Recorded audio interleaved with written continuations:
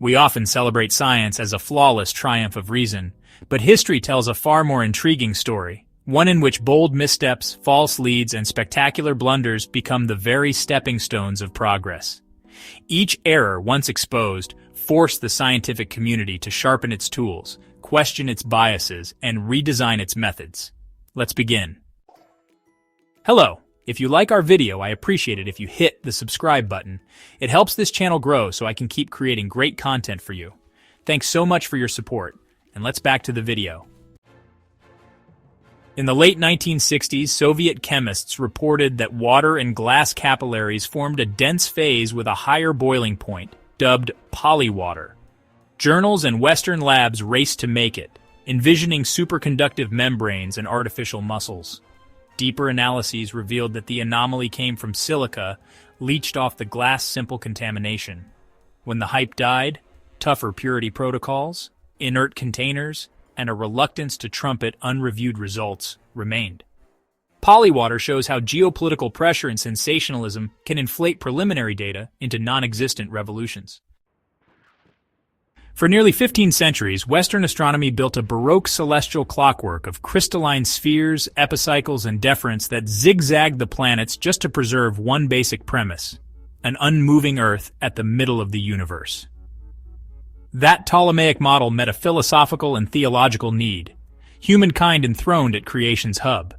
Yet every new observation required extra theoretical gears, warning that something was off. Copernicus, chasing mathematical elegance, put the sun at the center. Galileo's telescope revealed the moons of Jupiter and the phases of Venus, decisive experimental proof. Kepler distilled the sky into 3 graceful elliptical laws. Modern physics was born from that change of vantage point, not dogma, but a falsifiable hypothesis obliged to bow before data. Culturally, the heliocentric shock cracked scholastic authority and paved the way for the Enlightenment. Even today, a Copernican revolution evokes the moment when a bold, evidence-backed idea redraws the boundaries of the thinkable. For millennia, people believed life could sprout from nothing. Maggots from rotting meat mice, from grainfish, from muddy pools. The idea seemed obvious, confirmed by everyday sights. In the 1600s, Francesco Redi covered meat with fine gauze. No maggots appeared, hinting that flies, not meat, were responsible. Spallanzani boiled nutrient broths and sealed them. No animalcules. Skepticism lingered until the 1800s when Louis Pasteur designed his swan neck flasks. Air could enter, dust could not, and broths stayed sterile. The experiment severed spontaneous generation's roots and cleared the way for germ theory. Aseptic surgery, pasteurization vaccines, and antibiotic therapy followed. Culturally, it was revolutionary. Disease ceased to be divine punishment or blind fortune and became a technical issue of microbial contamination. Anytime we sterilize a scalpel or preserve milk, we echo that experimental insight that turned an ancient belief into global hygiene. In the 18th century, combustion was explained by phlogiston, a weightless principle escaping burning bodies. When metals burned and gained weight, chemists claimed the air had absorbed negative phlogiston.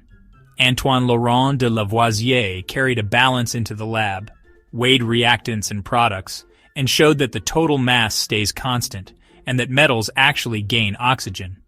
His 1789 Traité élémentaire rewrote chemical language, scrapping mystical terms like phlogiston and introducing names based on real composition. The discovery killed alchemy as a qualitative quest and launched quantitative chemistry, which is the bedrock of the modern chemical industry, from drugs to fertilizers.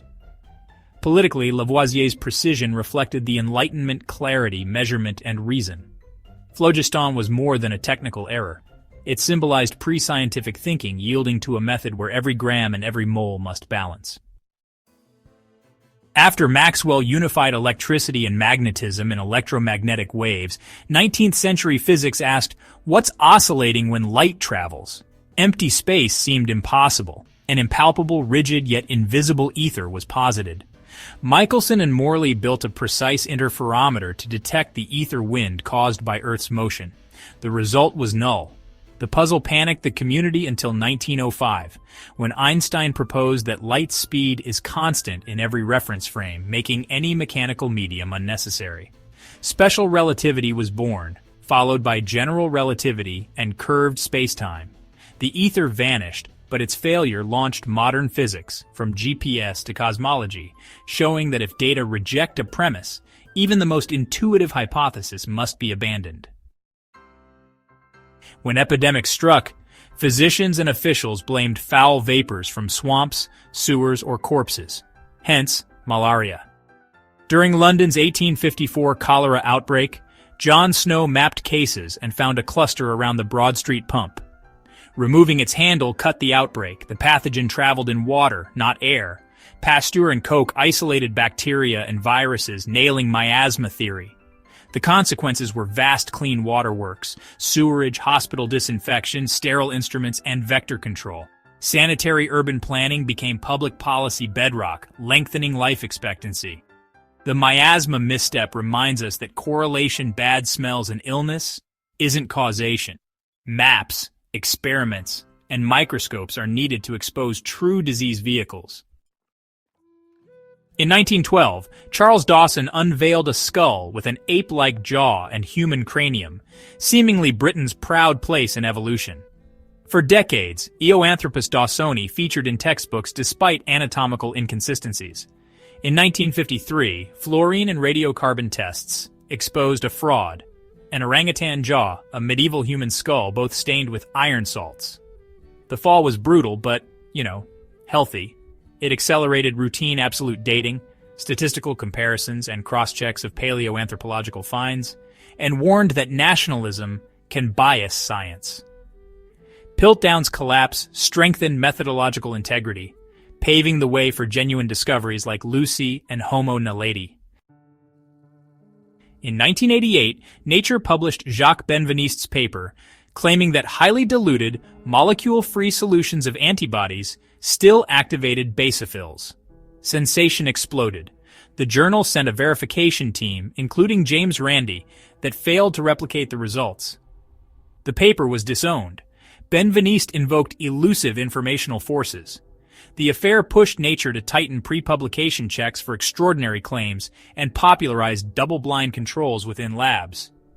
Water memory remains a case study that the exceptional demands exceptional evidence, not media shortcuts.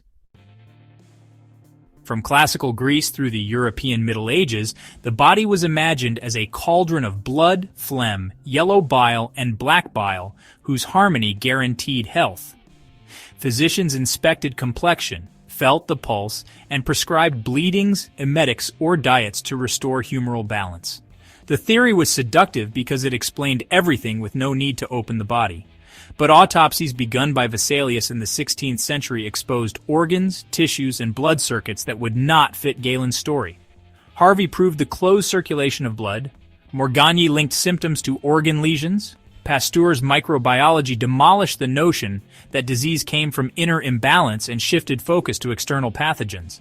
Abandoning humoral theory was not immediate, yet when it happened, it propelled medicine toward evidence-based practice and real biochemical mechanisms. Lesson learned. Elegant models must be tested on the dissecting table, not only in libraries. In 1912, Alfred Wegener noticed Africa and South America's matching coasts, and proposed continents drifted on a basaltic sea. Lacking a plausible mechanism, mainstream geology mocked him. After World War II, discovery of mid-ocean ridges and paleomagnetism revealed plate tectonics driven by mantle convection. Today, the theory explains earthquakes, mountain chains, and volcanoes, and underpins even paleoclimate. Wegener's tale shows that intuition and data can precede a physical explanation. Science must stay open to anomalies that don't fit current paradigms.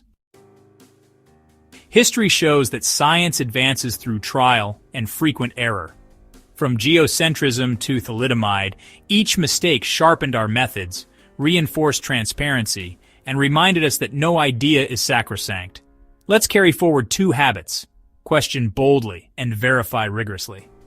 Progress flourishes when we're unafraid to be wrong, and quick to correct course when the evidence points elsewhere.